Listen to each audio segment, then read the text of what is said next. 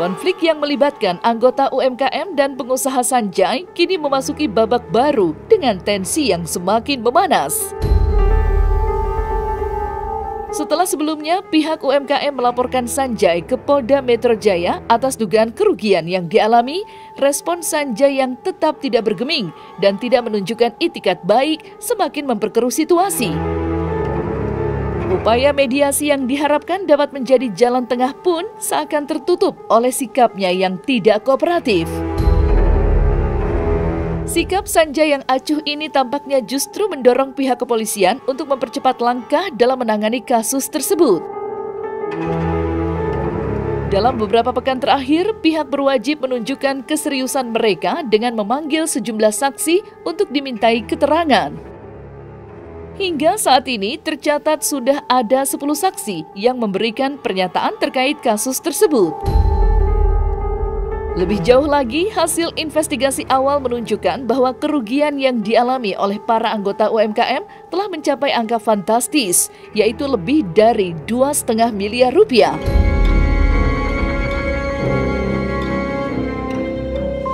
Alhamdulillah udah kelar semua ya, saksinya ada 10 orang. Dari masing-masing koordinator ya, maksudnya banyak, dari 10 orang itu banyak orang lah di dalam situ gitu. Jadi 10-10-nya udah dimintai keterangan sama polisi. Lebih kurang 13 pertanyaan gitu. Masing-masing ada yang 13, ada yang 10, tergantung dari kita pertanyaan-pertanyaan sekitar kenapa masih join sama Memiles gitu-gitulah, kenapa sampai hari ini udah dapat apa aja gitu loh. Jadi pertanyaan-pertanyaan seputar itu sih. Alhamdulillah bukti awal itu udah komplit ya, makanya kasusnya tuh cepat banget diproses oleh Polda Metro Jaya gitu kan. Jadi dan kita juga semua udah siapin alat bukti itu pada saat kita sebelum laporan ke Mabes Polri. Jadi yang sekarang yang dipanggil itu total kerugian itu lebih dari 2,5 M ya. Dan ada nanti akan menyusul lagi karena masih banyak yang belum di print juga ya. Masih ada ditemukan lagi beberapa gitu bukti-bukti baru gitu ya. Jadi bukti-bukti yang terbaru itu nanti akan bisa disusul. Kasus Mimiles tampaknya masih jauh dari kata selesai dan terus menjadi sorotan publik. Puluhan hingga ratusan orang berkumpul untuk menyuarakan protes mereka terhadap ketidakjelasan penyelesaian kasus ini.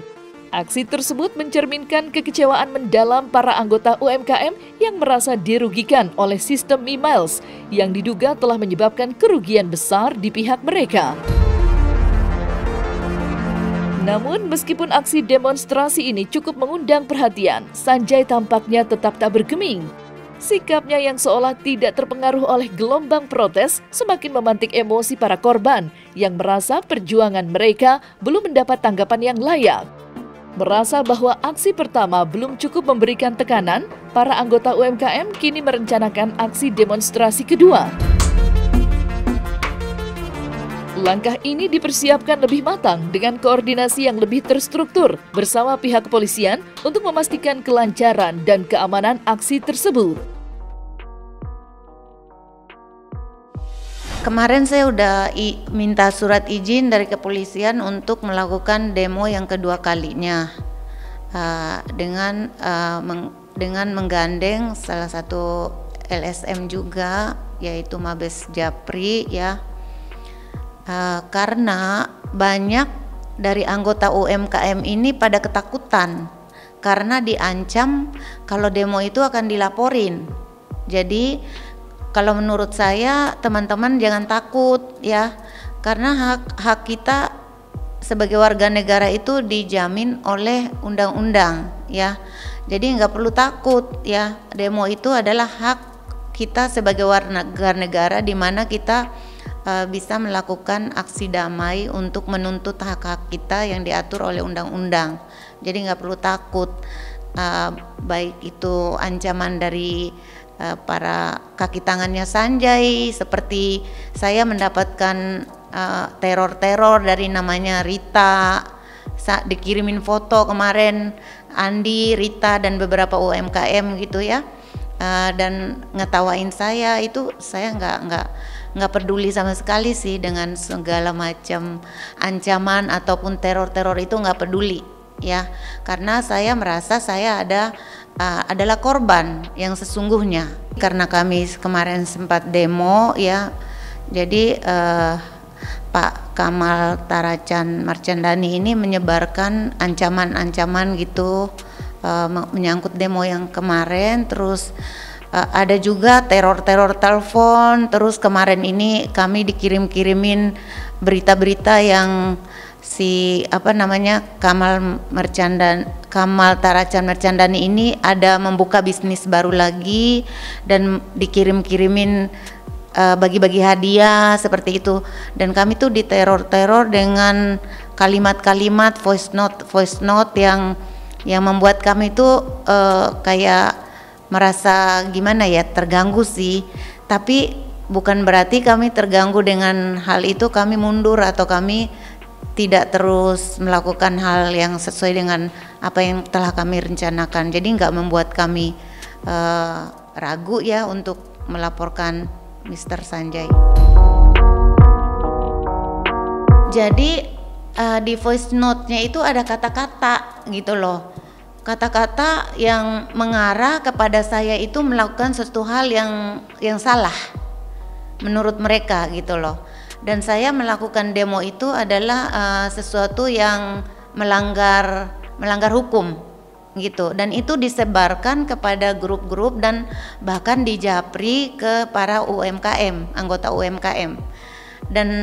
Dan saya menghimbau kepada teman-teman UMKM, itu adalah sebuah ancaman kosong ya, karena kita melakukan sesuatu itu semua dengan izin ya.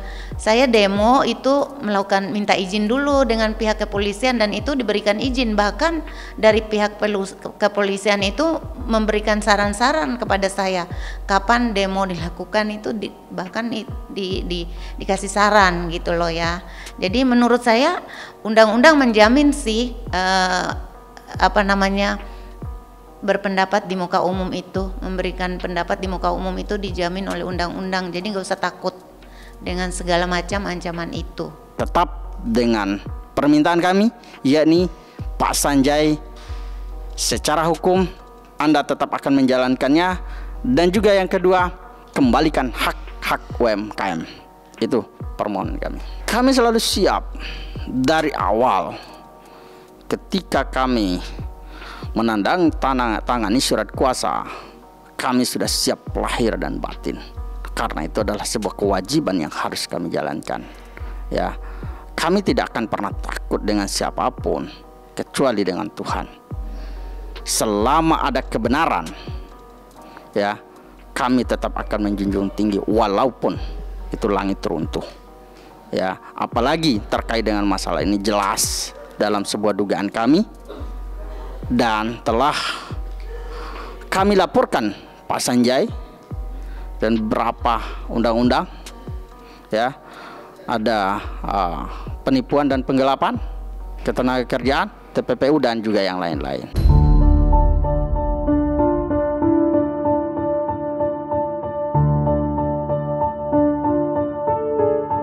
Nah, selesai sudah Cumi Lovers. Jangan lupa untuk like, subscribe, dan juga share channel YouTube Cumi Cumi.